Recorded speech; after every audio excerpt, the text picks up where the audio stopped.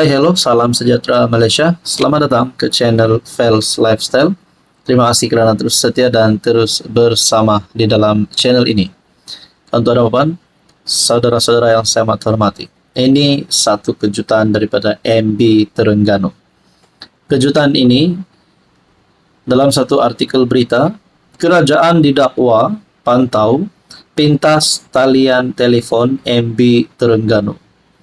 Rasa-rasanya agak-agaknya kenapa sampai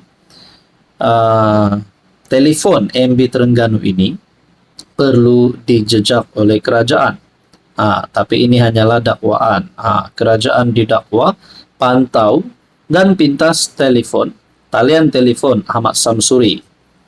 Menteri Besar Terengganu Ahmad Samsuri mendakwa dikenakan pemantauan Pejabat Kawalan Perjalanan ataupun TCO oleh kerajaan, termasuk pintasan talian telefon. Katanya, ia seolah-olah memberi gambaran yang dia seorang penjenayah berbahaya dikaitkan dengan sindiket dan gangster atau berstatus persona non grata di tanah air sendiri. Menurut pengakuan ini saja, seolah-olah memberi gambaran yang dia seorang penjenayah berbahaya, itu pertama. Dan yang kedua, seolah-olah dikaitkan dengan sindiket dan gangster. Biasanya kalau dipantau ini, biasanya mungkin terlibat dengan sesuatu perkara yang amat serius. Tapi kita tidak tahulah apa kebenarannya. Menurut artikel ini, menurut MB Terengganu, adakah telefon saya dipintas? Sudah tentu 100%. Adakah saya diikuti ke mana-mana saya pergi? Walaupun atas urusan pribadi, sudah tentu tanpa ada keraguan dakwanya. Katanya perkara itu merumitkan proses keluar masuknya melalui sempadan negara, walaupun sekadar ke Sabah dan Sarawak sejak suku ketiga tahun 2024. Saya tertanya-tanyalah, kalaulah benar MB Terengganu ini terlibat dengan jenayah berbahaya kah? Terlibat dengan sindiket ataupun gangster, sudah pasti perkara ini amat serius. Dan kalaulah perkara ini benar, macam manalah jawatan beliau sebagai MB Terengganu, dan apa pula pandangan kepimpinan PN dan PAS yang mempunyai pemimpin yang terlibat dengan perkara ini. Kalau benarlah terlibat dengan jenayah ataupun sindiket ataupun gangster. Namun ini satu kenyataan, kerajaan didakwa pantau pintas talian telefon MB Terengganu. Saudara-saudara, tuan-tuan dan puan, apa komen Anda? Hai, hello, salam sejahtera Malaysia. Selamat datang ke channel Fels Lifestyle. Terima kasih kerana terus setia dan terus bersama di dalam channel ini. Tuan-tuan dan puan, ada satu berita. Kali ini menyentuh berkaitan dengan struktur kepimpinan. Kepimpinan Perikatan Nasional. Seperti yang kita tahu, pengerusi Perikatan Nasional hari ini adalah Presiden Bersatu sendiri, Tan Sri Muhyiddin Yassin.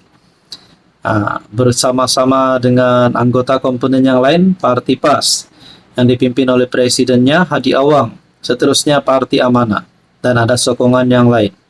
Jadi saudara-saudara, di dalam Perikatan Nasional, untuk pengetahuan Anda, parti yang mempunyai paling banyak kerusi parlimen adalah parti daripada PAS. Tetapi pengerusi bagi Perikatan Nasional adalah Muhyiddin Yassin sendiri, Parti Bersatu, yang mempunyai bilangan kerusi yang lebih sedikit berbanding PAS. Jadi saudara-saudara, mungkin ada yang mulai tertanya-tanya, bukankah sudah tiba waktu PAS untuk menunjukkan siapa sebenarnya Abang Long di dalam PN? Jadi banyaklah spekulasi, banyaklah cadangan-cadangan daripada netizen. Tapi pada akhirnya Tuan Ibrahim dalam satu kenyataan, PN dijangka rombak struktur kepimpinan. PN dijangka melaksanakan dengan rombakan struktur kepimpinannya selepas gabungan itu bersetuju menubuhkan jawatan kuasa bagi menilai penambahbaikan organisasi. Timbalan Presiden PAS Tuan Ibrahim berkata, langkah menambah baik struktur parti berkenaan bakal dilaksanakan secara menyeluruh. Kita, PAS, ada cadangan beberapa penambahbaikan kepada PN secara keseluruhannya. Majelis Tertinggi PN bersetuju tubuhkan jawatan kuasa untuk menilai kembali, katanya kepada Malaysia Kini.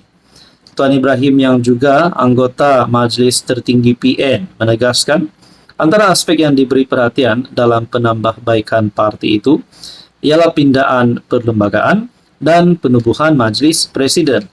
Jadi saya tertanya-tanyalah, adakah ini satu isyarat ataupun petanda mereka nak singkirkan Muhyiddin ataupun mereka nak calonkan daripada pemimpin PAS untuk mengepelai Perikatan Nasional. Tuan Ibrahim juga berkata PAS belum mengemukakan nama pengganti Ahmad Samsuri, di mana Ahmad Samsuri yang meletakkan jawatan Bendahari Agung PN sebelum ini. Pada Januari lalu, Malaysia Kini melaporkan PAS bersedia mengemukakan calon pengganti Ahmad Samsuri yang meletak jawatan kira-kira sebulan sebelum itu. Rasanya saudara-saudara, kalaulah Muhyiddin Yassin diboikot, kalaulah Muhyiddin Yassin tidak diterima lagi oleh kepimpinan PN untuk terus jadi pengerusi, Anda rasa siapa yang layak untuk jadi pengerusi PN? Adakah daripada parti PAS ataupun parti Bersatu? Nah, coba komen di bawah. Hai, hello, salam sejahtera Malaysia. Selamat datang ke channel Fair's Lifestyle. Terima kasih kerana terus setia dan terus bersama di dalam channel ini. Tuan-tuan dan puan yang saya amat hormati, balik-balik kita dengar berkaitan dengan isu rasuah, cerita rasuah. Rasuah sini, rasuah sana. Di Sabah pun ada berlaku, di Semenanjung pun ada berlaku. Boleh dikatakan seluruh Malaysia ada saja cerita dan berita berkaitan dengan rasuah. Tapi akhirnya, tuan-tuan dan puan, antara yang telah menarik perhatian ramai orang adalah berkaitan dengan isu skandal rasuah di Sabah. Apa perkembangan terkini? Ini satu keputusan SPRM bertarikh 10 April. Tiada unsur campur tangan dalam siasatan kes rasuah adun Sabah. Tidak ada sebarang unsur campur tangan oleh Ketua Menteri Sabah Datuk Seri Haji Jinor atau Kerajaan Negeri dalam SPRM berkaitan kes rasuah Malaysia. Maafkan saya, berkaitan dengan kes rasuah yang dikaitkan dengan adun di Sabah. Nah, ini adalah pengakuan daripada Ketua Pesuruhjaya SPRM sendiri, Tan Sri Azam Baki.